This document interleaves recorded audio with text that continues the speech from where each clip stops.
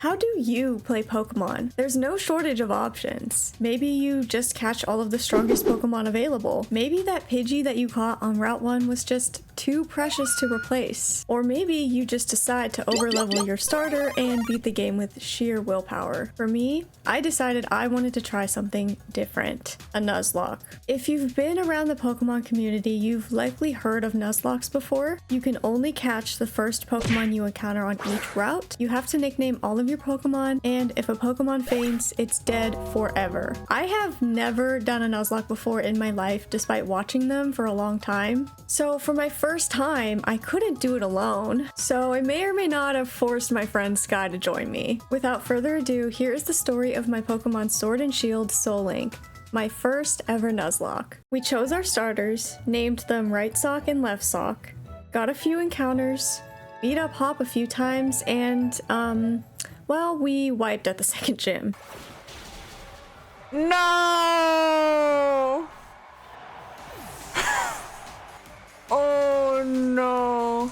So now that our practice run is complete, here is the story of my Pokemon Sword and Shield Soul Link. My first ever Nuzlocke, for real this time. After choosing our starters and promoting them from socks to shoes, we went into the forest, met a couple of ghost dogs, told our mom we're leaving and never coming back, and then finally it was time for our first encounters.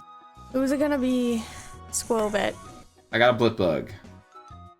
Well, so at this point I should probably explain how a Soul Link Nuzlocke works. Every time we get an encounter, the Pokemon that we catch are linked. Meaning if one of them dies, the other one will die too. And if one of us wants to have a Pokemon in our party, the other has to have the Pokemon linked to that one in their party as well. So if I want to bring Scorbunny to battle, Sky has to bring Grookey as well, and vice versa. This makes team building so much harder since we can't always take all of the Pokemon that might be best suited for that particular battle. We grabbed a matching pair of Magikarp on Route 2, and then made our way to the wild area. Most of our encounters here were immediately boxed and never used, but we did manage to catch a Wooper and a Krabby named Squidward and Mr. Krabs, and more importantly, an Oddish and a Grubbin named Fine and Dandy. And after having to run from one of our encounters because of a really surprisingly strong Pidove, we only had one more encounter to grab. Mudbray. Oh, no, no, no, no, no, no, no, no, no, no, no, no, no, no, oh my god. This frickin' donkey. Please. Please. No! Don't double kick, no! Oh. Supply resists fighting. I'll see how it takes a double kick. I don't think it'll die to a double kick. Did 11, okay. I can take one more. 1, 2... Damn it! Oh no! Why'd you go for Bulldoze?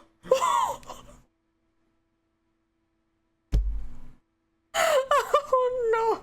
Why?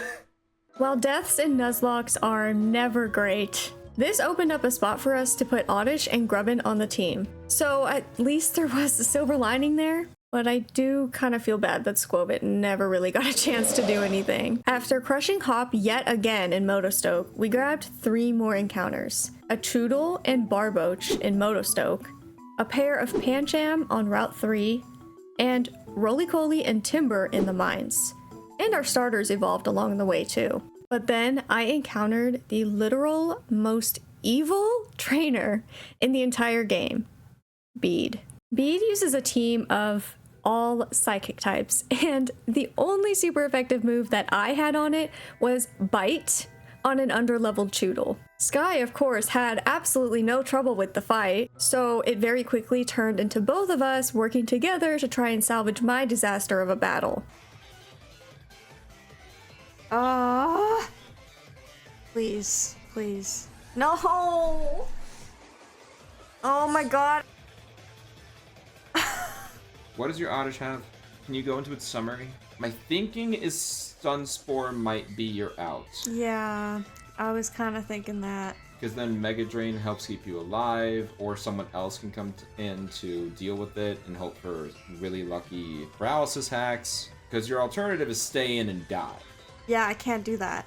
I think switching Dandy in here, hoping Psybeam doesn't do too much, and then praying for a Stun Sport connect.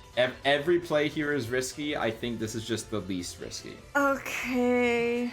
I hate this. No. Oh my god. Yes, okay. Not bad. Not bad, not bad, That's not bad. pretty good. Come on, Dandy. Come in clutch. Come on. Paralyzed. Tickle. Oh, this is huge. Yes, He's an idiot. Speed. You're dumb. I'm almost at full health. Oh god. Here's the side beam. Okay, okay. Oh. Please paralyze. Yes! Yes! Oh my god. I am fairly certain that Oddish has a higher base speed than Hatena. Oh, it has 39. Its base speed is higher. But I need Oddish. We could switch Hair in and maybe sack that. I'd say the only line you have is switch Hair in, do what you can with that, it might just straight up die. Then switch into Yin, and hope you can live a hit and get some damage with Payback. Oh. Man.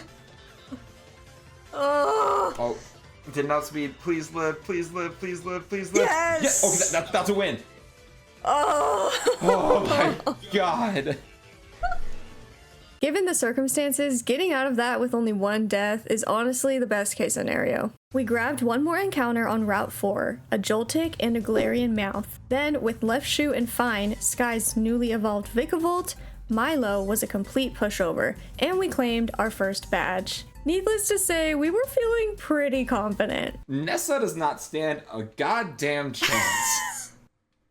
She better be sleeping with one eye open tonight. And we were right to be confident. At Nessa's gym, it was finally my turn to get a fully evolved Pokemon, so I evolved Dandy into Vileplume. Vileplume swept Nessa's entire team with ease, as did Sky with Right Shoe. However, I could not celebrate this victory for long because in Galar Mine number 2, Bede was there waiting for us again. Sky once again swept the battle very easily with Find the Vikavolt, but my battle went off the rails very quickly. Joltik took out Solosis, but not before almost dying to a Psyshock. I then brought in Squidward and used Mudshot, which lowered Gothita's speed. However, this activated Gothita's ability Competitive, making this tiny goth baby suddenly very scary. Squidward managed to hang on though, and took out Gothita with 2 slams. I then switched to Dandy, hoping it could survive a few hits and do big damage back. And Dandy delivered, surviving a Psybeam, then KOing Hatena and Ponyta with ease. Dandy was incredible here, but this is just the early parts of the game. Sure, Dandy may help out here and there going forward, but how good could it possibly be? After grabbing our mine encounter, we beat the Team Yell double battle, and then it was time to fight Kabu. We knew going into it that this gym battle would be much more difficult than the first 2, mostly because the Pokemon that have been quite literally carrying us so far are not very useful against fire types. We had some Pokemon in the box that were good options, like our Magikarp, which could evolve into Gyarados, and my Carkle, but they were pretty underleveled for the gym battle, so we got to grinding. Grinding levels in Sword and Shield is kind of unique. You could just run around in the grass and KO underleveled Pokemon for a few hours, but that's slow and can get pretty boring after a while. The alternative is to use Dynamax Dens, which will reward you with experience candies after you beat them. However, this really only sorts out the boring problem, as it still takes quite a bit of time to beat these Dynamax Dens. So eventually we started doing all of this grinding offline, but we did record it at first with some very insightful conversation. Do you think you could eat Pumpkaboo? I sure hope not. But like, it's a pumpkin. I feel like it's a reasonable question. You could, but why would you? I mean, aren't pumpkin spice things like really popular? That's so sad. Because at least like pumpkins, you grow them, they're not like alive. In a sense, Pumpkaboo isn't either. It's a ghost type. Yeah, but like it moves and I don't know. It was just a thought, because you know, people do eat Pokemon, it's just a fact. And I'm sure they eat Miltank. A big chunky cow like that, that's gotta be amazing steak. What's that beef that's like really, really savory and it's like $200 if you want to get it? Wagyu? Wagyu beef? Yeah, Wagyu. I've never had it, but I would slaughter 1,000 Miltank to try it. Oh my god. Miltank. I love Miltank, but for Wagyu beef... People ask, like, if I would eat certain Animal Crossing villagers, like the chickens, and I'm like, no. Okay, that might be going a bit far. Like, I'm not cooking a pig to bacon. I think eating an Animal Crossing villager is a bit darker than eating a Pokemon, because Pokemon are still considered like wild animals. Every person in Animal Crossing is treated as an equal. Yeah, and people are like, will you eat Pikmin? And I'm like, no, I will not eat Pikmin. No, even if they were edible, those things have got to be like not filling at all. That's not the point, but still. If I'm gonna eat a beloved friend, they better at least fill me up. Right. And that's why I'd kill Miltank.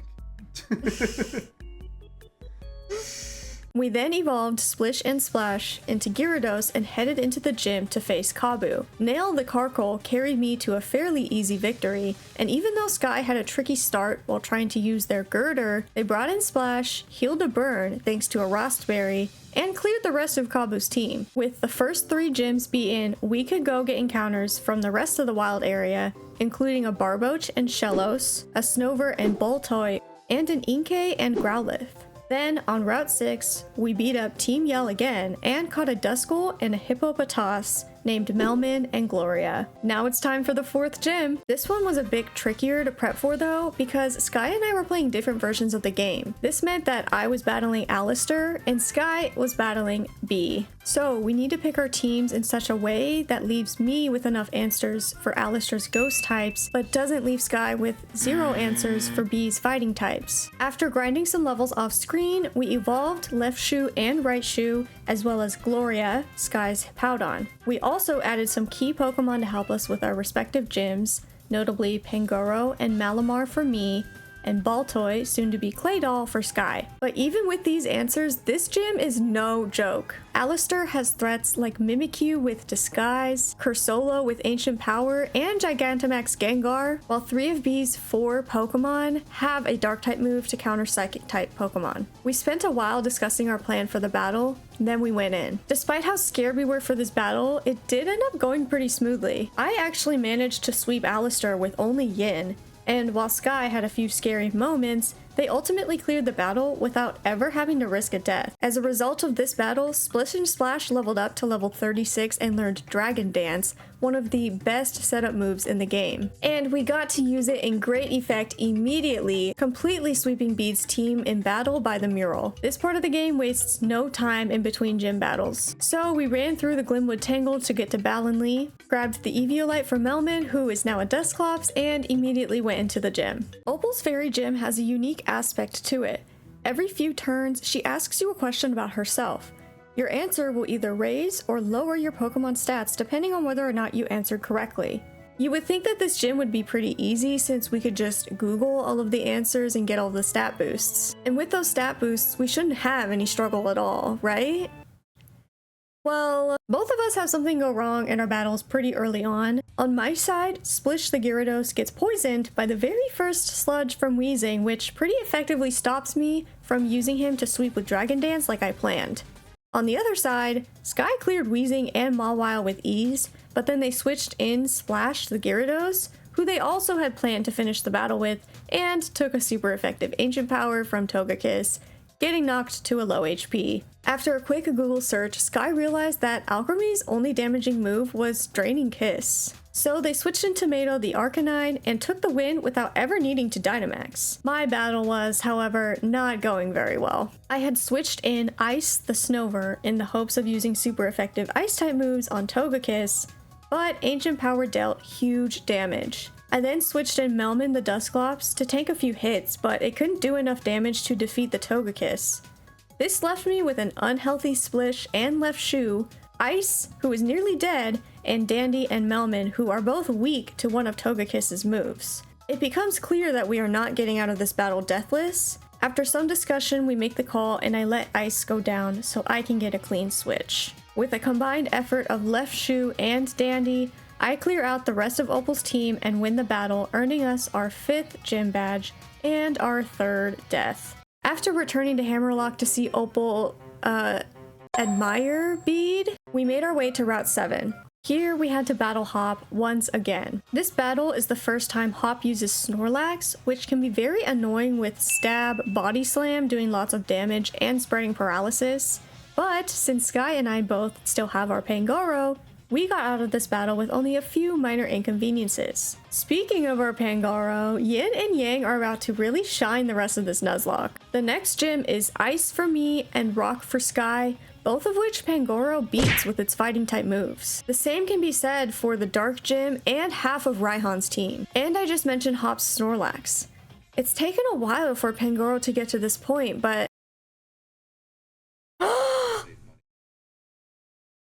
I'm so sorry.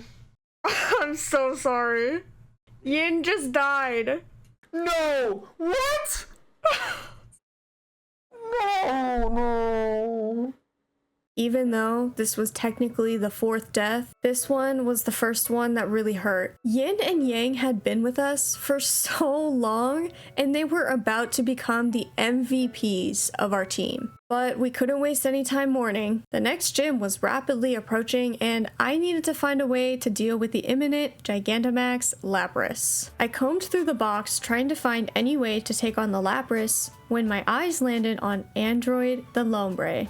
I had caught Lombre back on Route 5, linked with an Applin for Sky, but hadn't used it up to this point because Dandy and Splish had been doing really well as my de facto grass and water types respectively. But now Android, evolved into Ludicolo, makes a lot more sense since it's not weak to ice moves and has grass moves to deal with Lapras. Feeling a lot better, we headed into the gym. Given that Sky had 2 grass types, a water type, and a ground type, and they were up against a team of rock types, it makes sense that Sky made it through this battle with very few setbacks. On my end, Left Shoe handled most of Melanie's team as expected, and then it was time to deal with Lapras. I switched in Ludicolo, who tanked a max Geyser. I Dynamaxed, but thanks to G-Max Resonance, my max Overgrowth did barely any damage. After a few more turns of back and forth, Lapras was brought down to very low health. One more attack will end it. And I'm already not— No, you sing! Alright, well that's not great, but no problem. I'll just switch Melman in to take a few hits. I went for Ice Beam. Okay, and I'm frozen! So first, Lapras hits Sing, which by the way is 55% accurate. It then used Ice Beam and actually got the freeze, which is a 10% chance. The likelihood of both of those occurring in the same battle is about 5.5%. Lucky me! Fortunately, even after all that bad luck, Splish was able to come in and finish the battle, giving us a deathless fight, but it definitely wasn't easy. It would be really nice if I had a chance to rest after all of that, but nope. Time for another Hop battle. This fight in particular can be really frustrating. First of all, his team is pretty scary, having a fully evolved starter, a Corviknight, and the Snorlax that I mentioned earlier. And this time, we don't have our Pangoro to deal with it. As if all of that wasn't bad enough, the entire battle takes place in the hail, so our Pokemon constantly take chip damage every turn. Sky attempted a Dragon Dance sweep with Splash, but ultimately couldn't make it work since Dubwool kept spamming Growl. But with a combined effort from Splash, Raichu, and Gloria, Sky made it out of the battle fairly comfortably. I was not doing as well. I was switching a lot to try and make sure I was always at an advantage, but this led to my team taking a lot of damage. So by the time Snorlax came out, my options were very limited. I tried using Dandy, but it got paralyzed and would be killed by a body slam. So instead, I used a combination of Melman, the Dusclops, and Splish, the Gyarados, to bait Snorlax into using body slam, which Dusclops is immune to, and then switched Gyarados in to activate Intimidate, making Snorlax attacks weaker. Snorlax eventually went down, but I still had one more Pokemon to take care of. Rillaboom. The problem is, I have nothing for this Rillaboom. Due to its high attack stat, and the fact that it will get one free attack on whatever comes in, Sky and I unfortunately had to talk about potentially sacrificing a Pokemon to get out alive. After weighing the value of each of our team members, we ultimately decided to switch Dandy in, maybe get an attack off, then Let it go down to give Cinderace a clean switch in. I am so sorry, Dandy. You have done so well for us, but your sacrifice is for the greater good. Oh my god, Dandy somehow lived? I got a Venoshock off? No, it's in the red! No! Oh my god, it died! Wait, no! No! Oh my god, Dandy lived on 1.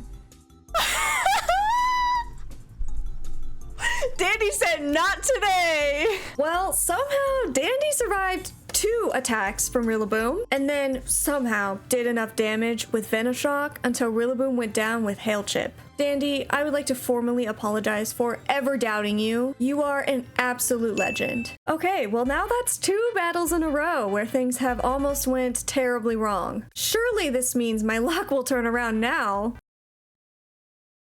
Oh my god. Correction. Now my luck is gonna turn around. We get to the other side of Route 9 and grab our encounters. A Berserker for me, and a Liepard for Sky. Quick side tangent, earlier in this one, we tried to name one of our Pokemon Wop. Don't ask why, you just had to be there. But if you don't know, Pokemon has built-in sensors to stop you from naming them inappropriate things. So, you know, understandably, it didn't let us name it Wop. Additionally, Sky tried to name a Pokemon in the past Bongo, but that was also caught by the sensor. I bring this up because we wanted to name these Pokemon Puss in Boots. We thought there is absolutely no way that Pokemon would let us nickname one of them Puss. Well, we were wrong. There's no way it lets me. Whoa! I just named my Liepard Puss. Wop and Bongo are banned. But Puss? That's okay. After training up a few team members and Sky almost accidentally killing one of them, we defeated Marnie and made our way to the battle with Piers. Despite not using Dynamax, Pierce's team is pretty tough. His crafty lead has the Intimidate ability, Fake Out, and Sand Attack. His Obstagoon has Obstruct, which is basically just Protect, but it lowers your defense if you make contact. It also has Counter, which paired with its good bulk could basically delete 1 or 2 of your Pokemon if you're not careful. And then he also has Skuntank, which on its own isn't really threatening, but it has the Aftermath ability, so we have to be really careful when taking it down. Even though we were facing all of these obstacles, the battle actually went pretty smoothly. Sky had yet another close call, almost immediately killing Raichu, but ultimately, we made it through the battle with no deaths. But now we've reached the 8th and final gym leader, Raihan. He is on another level compared to the other gym leaders. The biggest reason he is so much more difficult is because his battle is a double battle. These are inherently more difficult than single battles for 2 reasons. 1, we can't know which of our Pokemon will take an attack on any given turn, which means we have a lot more to consider with every move that we make. And 2, since double battles aren't really common in the main story, our team is not built for them at all. For example, in almost every battle, Earthquake is the best ground type move that you could use. However, in a double battle, using something like Earthquake could also hurt your partner, making it a lot riskier. As if that wasn't hard enough, Raihan is the only gym leader with an actual strategy. Sandstorm. His Gigalith immediately sets up Sandstorm on the first turn. None of his Pokemon are affected by it, and half of his team have other ways to set it up if it ever goes away. So any of our Pokemon that are not ground, rock, or steel type will take extra damage the entire battle, which if we are not careful could really add up. We were both pretty stressed about this gym battle to the point where between recordings, Sky made an entire Google Doc with our strategy for the battle, including held items, better movesets, and like a general flowchart of the battle. If you couldn't tell already, we really do not want to lose any other Pokemon. To prepare for the battle, we put Surf and Turf, our newly evolved Wishcash and Gastrodon, on the team, defeated the gym trainers, and then it was time for our final gym battle. The battle starts with both of us leading with Gyarados and our grass-type Pokemon, which allows Gyarados to make both of Raihan's Pokemon weaker with its Intimidate ability. Our plan is to bait Flygon and Gigalith into attacking Gyarados with Thunder Punch and Rock Blast respectively, and then switch in our ground types to take very little damage. That is exactly what happens for me, and Sky gets the Thunder Punch, and Gigalith goes for Stealth Rock. Turn 1 went well, but there's a lot of battle left. Flygon started using Breaking Swipe, which lowers the attack of both of our Pokemon. Despite this, both Sky and I managed to get past Flygon and Gigalith, which now only leaves Sandaconda and Gigantamax Duraludon. Sky brings in Turf for the Gastrodon, as Duraludon Gigantamaxes, as Gloria takes a Mac Knuckle and gets paralyzed by Glare. Then, Sky has an idea. Ooh, I'm gonna try something a little risky. I'm gonna Dynamax my Gastrodon, but instead of targeting the Duraludon with a ground-type move, I'm gonna target the Sandaconda with Max Geyser to set up the Rain. And to nerf a potential Fire Fang if the Sandaconda decides to go for that. And then it makes it a 2v1. Oh no, the Sandaconda protected? Oh, that means the Rain's gonna go up, but oh crap, I should have just Max Quaked. I overthought it. But I'm not done yet. Oh my god, and it didn't even work because I forgot about Sandaconda's abilities, Sand Spit. The Sandstorm's just up again. Sky then uses Max Guard to protect Gastrodon and attack with Hippowdon, but since Duraludon has used 2 Max Knuckles at this point, all of its attacks are doing double their normal damage, which causes Max Steel Spike to bring Hippowdon down to red HP. And thanks to the defense boost from Max Steel Spike, Hippowdon's Ice Fang doesn't KO Sandaconda. Duraludon's Dynamax ends, Sky brings in Splash to try to undo some of the attack boosts, and tries to finish off Duraludon with a Max Quake from Turf, but... Oh my god, I was fully paralyzed. I hate everything. With Sky's Dynamax now over, scared of a Stone Edge from Duraludon, they switch Splash out and bring in Mr. Krabs the Kingler to take a hit. However, Duraludon goes for Breaking Swipe instead, which allows Turf to KO Duraludon with an Earth Power, and with only a very weak Sandaconda left, Sky wins the battle. On my end, I bring in Splish to intimidate Raihan's Pokemon, and Dynamax Squidward to match Duraludon. Duraludon uses Max Rockfall on Gyarados, but thanks to Intimidate, Splish hangs on. However, Squidward's Max Quake only did about a quarter of Duraludon's HP.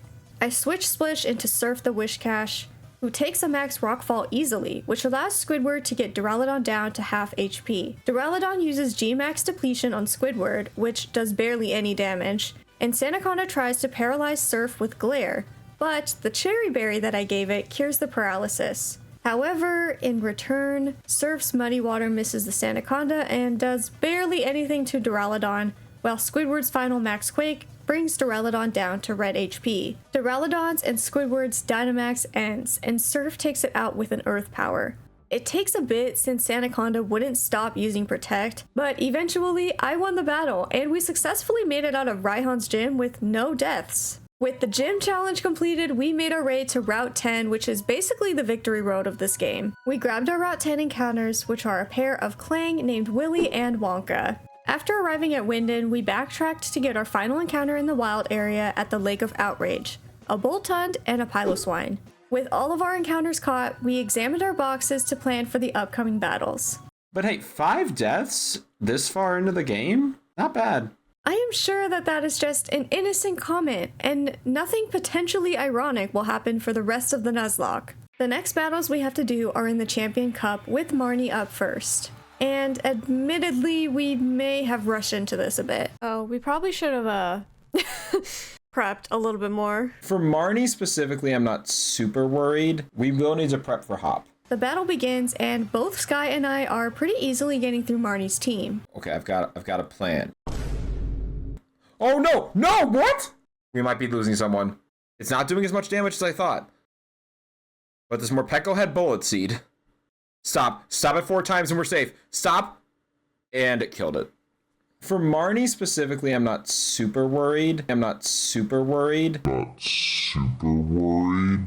exactly the start we were hoping for, but we made it through the rest of Marnie's battle with no problems. Side note, I had Surfin for that battle against Morpeko, and it never went for Bullet Seed, so let's hear it for the inconsistent Pokemon AI. And now it's time for the final battle with Hop. So far, we've managed to avoid losing any Pokemon from him, but his team is as scary as ever, using all of his strongest Pokemon up to this point. After that whole Morpeko mishap, we made sure to take our time so that we knew which Pokemon Hop had, what they could do, and which Pokemon we had to counter them. We come up with a plan and start the battle. I lead with Left Shoe and Sky leads with Tomato. After we both take out Hop's double, Hop brings in Snorlax since it has a ground type move. However, this is exactly what we wanted.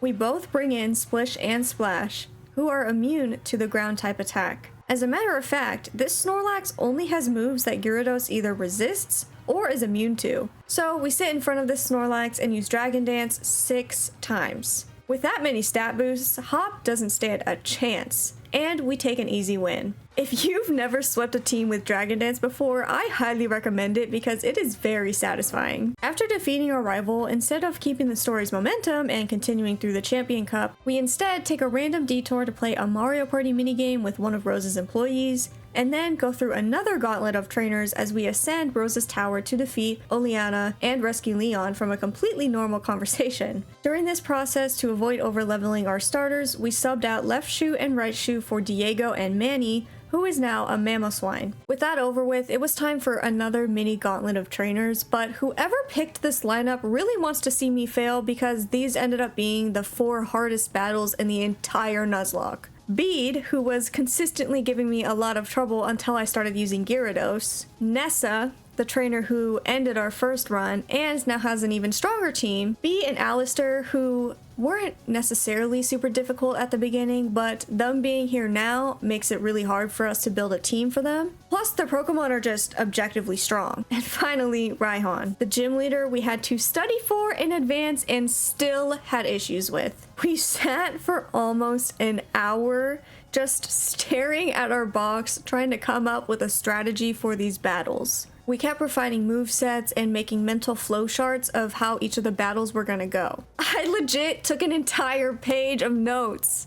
Eventually, we had a set of plans that we felt good about. It's not perfect and there's definitely holes in our plans, but we felt confident that we had given ourselves the best possible chance of success. First up, we have Bede. The battle starts with both of us OHKOing Mawile with our fire types, but then Gardevoir survives our initial attack. The plan we had discussed was to switch in Willy and Wonka at this point, who we evolved into Kling Kling before this battle. Sky does exactly this, but I realized that Left Shoe can handle this on its own, so I leave it in to take care of Gardevoir and Rapidash with little issue. Bede then sends in his ace, Gigantamax Hatterene, and I switch into Splish expecting a Max Flare, but... oh wait, I don't think it's gonna Max Flare me.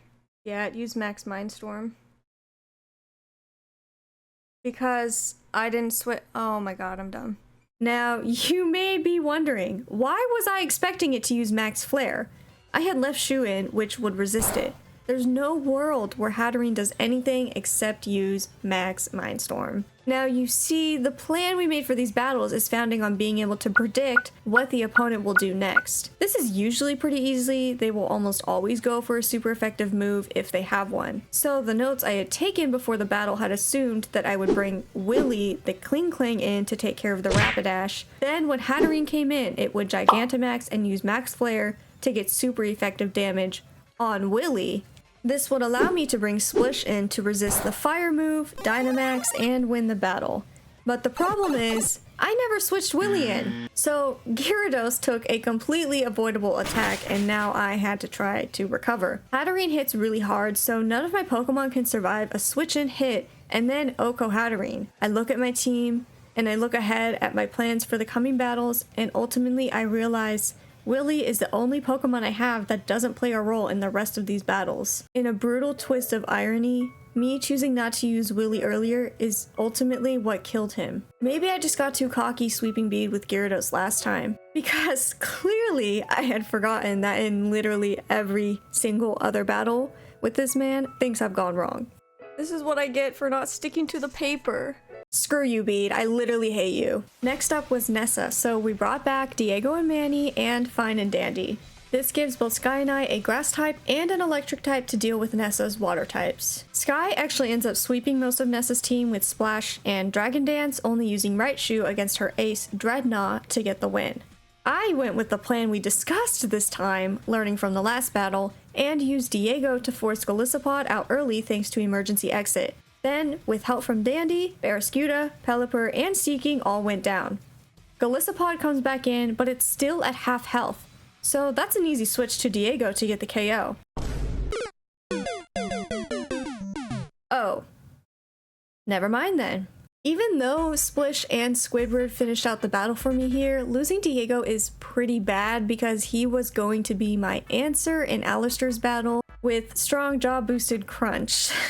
But it should still be fine because we bring Lettuce and Tomato back to the team, which means I now have a dark type for Alistair's ghosts. The battle starts with Melman staring down its evolved form, Dusknoir. After a Will-O-Wisp, Melman can take any hit from Dusknoir easily, and a few attacks later, Dusknoir goes down. Chandelier comes out, and I switch to Splish, who tanks a Shadow Ball.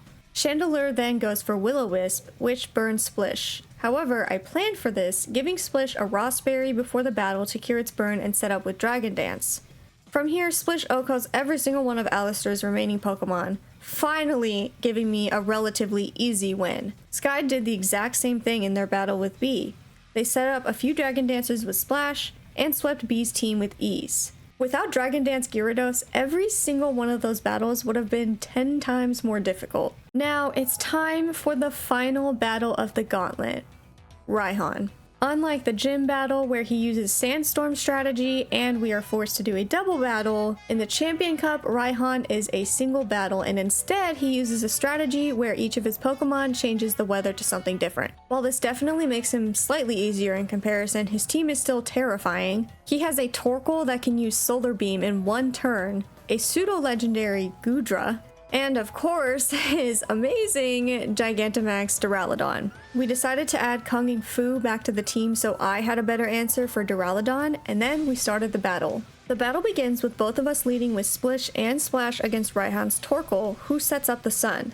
I go for Waterfall, which, thanks to Torkoal's huge bulk and the sun being up, doesn't even do half, as Torkoal uses Yawn. Sky opted to Dragon Dance on turn 1, then two-shot the Torkoal as it used Solar Beams. That didn't do that much.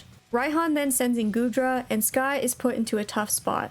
This Goodra has Thunder, which will kill Splish, but there are a few things to consider. First, Splish could just KO Goodra with Ice Fang since it's at +1 attack. Second, like I said earlier, Raihan's strategy in this fight revolves around constantly changing the weather, so most of his Pokemon have a move that set up a weather condition, including Goodra, who has Rain Dance. This means that a lot of the time, Raihan will choose to not attack and instead set up the rain. And third, even if Raihan does choose to use Thunder, it is not guaranteed to hit. Thunder naturally has an accuracy of 70%, but when there's harsh sunlight, that accuracy goes down to 50%.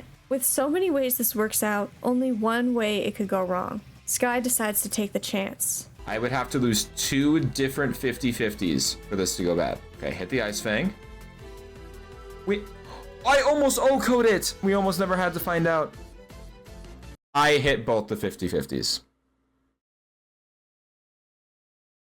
And there goes our best tool for everything. Splish and Splash are gone. Our most reliable team members, arguably the reason we even made it this far, dead in the blink of an eye, all because of a coin flip.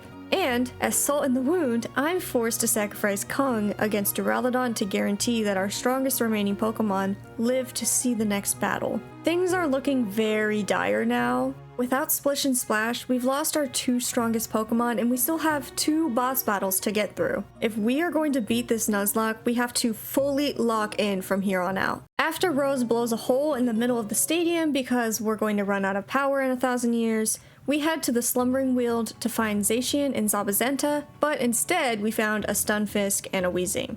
We head back to Hammerlock to battle Rose, and as a little side note, I decided to Google what Steel-type Pokemon are weak to, and AI says on Google, Steel-type Pokemon are weak against Fire, Water, Electric, and Steel. If AI can't even understand Pokemon-type matchups, maybe we don't have to worry about it taking over the world anytime soon. But anyway, Rose gets completely destroyed by any fire types, so you would think with our Cinderace and Arcanine, we would be fine going into this battle. But we are taking absolutely no chances from here on out, so I do a quick little detour to go pick up the Wide Lens, just to make sure that Cinderace does not miss any Pyro Balls. With all of our high-level Pokemon either dead or just bad, We grab Hammer and Nail, our Timber and Carkle, and evolve them up to Girder and Colossal to have additional answers for Rose's Steel types. With both me and Sky now having several Pokemon with super effective stab moves against Rose's team, we sweep through his team with basically no issue. We go up to the roof, summon the legendary dogs, then defeat and catch Eternatus. But we decided not to use Eternatus because how lame would it be for us to make it this far just to beat the champion with a legendary? We got here with our regular old Pokemon, and that's exactly what we're going to use for the Leon battle. The question is though, which Pokemon are we going to use? I mean, Leon's team is super strong. Aegislash, Dragapult, one of the starters, and don't forget the Gigantamax Charizard. We spent literal hours planning for this fight off screen, looking at our box and considering Pokemon, even ones that we had not even used at all yet. In the end, here is the team that we settled on. Lettuce and Tomato, Melman and Gloria, Fine and Dandy, Left Shoe and Right Shoe, and the newbies, Hammer and Nail, and Rock and Roll. This is a team of all-stars, and it's time to prove it. 34 hours in this playthrough. All we need is one Pokemon left standing. Here we go. Aegislash is first, and Left Shoe gets a quick OHKO with Pyro Ball. Haxorus comes in, and I bring in Melman to take the Earthquake. And it only does a quarter. Dusclops with an Eviolite is so tanky, it can take any hit from this thing. No! Unless it crits. 5 Pokemon left. Melman's job was to burn Haxorus so that the rest of my team could handle it, but now we're staring down an angry dragon with an axe on its face and an attack stat higher than Mega Salamence. In a dire spot, Dandy is the one to call. They survive an outrage, heal with their Citrus Berry, and bring Haxorus down to red HP. Haxorus is faster, but it's confused from outrage. I need it to hit itself in confusion, but it doesn't. Haxorus uses another outrage, and Dandy finally falls. 4 Pokemon left. We push on. Left Shoe comes in to finish off Haxorus, but Inteleon comes in, and my grass type just died. 3 of my 4 remaining Pokemon are weak to water. Things are looking dire now. I had been taking so long to think through my moves that Sky actually already beat Leon, so now the fate of the entire Soul Link lies in my hands, and I am going to win. My remaining Pokemon are way too valuable to lose, so I decide to let Left Shoe, my starter, my friend from the start, go down to Inteleon. It does manage to bring Inteleon down to half health with Pyro Ball before falling to Snipe Shot. 3 Pokemon left. Lettuce comes in. Inteleon's Snipe Shot brings them down to half health, which activates Lettuce's Citrus Berry, and then they use Foul Play, bringing Inteleon down to a sliver. The Citrus Berry recovery lets Lettuce survive another Snipe Shot and then finish it off. Leon brings Dragapult in next. I switch Rock in, who set up a Sandstorm and is holding the Assault Vest, so Shadow Ball does barely anything. I switch again, bringing in Nail this time, who also takes a Shadow Ball easily. Nail is forced to take another Shadow Ball, bringing them down to about half health. Nail uses Rock Blast, but it does such little damage and it only hit 2 times. I really needed Nail to do more damage there, so after taking another Shadow Ball, I decide to set up Stealth Rock, which doesn't do damage to Dragapult, but will do huge damage to Leon's 2 final Pokemon. Nail survives yet another Shadow Ball, uses Rock Blast, and just barely doesn't KO. If Rock Blast had just hit one more time at any point, Dragapult would have died. But instead, Dragapult finishes off Nail with Shadow Ball. 2 Pokemon left. Rock comes back and resets the Sandstorm. They take Shadow Ball easily and finish off Dragapult. Mr. Rime comes in and instantly takes 25% of its health in Stealth Rock damage. Its Psychic brings Rock down to half health, but Rock Slide gets the KO on Mr. Rime. Leon sends out his final Pokemon, Charizard. It takes half of its HP in Stealth Rock damage, and I bring in Lettuce on the first turn of Gigantamax, and Lettuce goes down. 1 Pokemon left. Rock comes out one final time. I lock in my move, Dynamax, Max Rockfall. This battle will be decided by whether or not Rock survives 1 Max Overgrowth. Please live, please live, please live, please live, please live. All we need is one Pokemon left standing. It lived! It lived! god. I won! Oh my god. I cannot believe that my first Nuzlocke was a Soul Link Nuzlocke, let alone one as insane as this one. I just want to say a huge thank you to my friend Sky for joining me for the Soul Link Nuzlocke. Please make sure you go follow them. All of their links will be in the description down below. If you liked this video, please be sure to like, comment, and subscribe as it really helps me out. Comment down below who you think the MVP of the run was. Personally for me, it was Dandy the Vileplume. Anyway, that is going to be all for today. Thank you so much for watching the video, and I will see you all in the next one. Bye!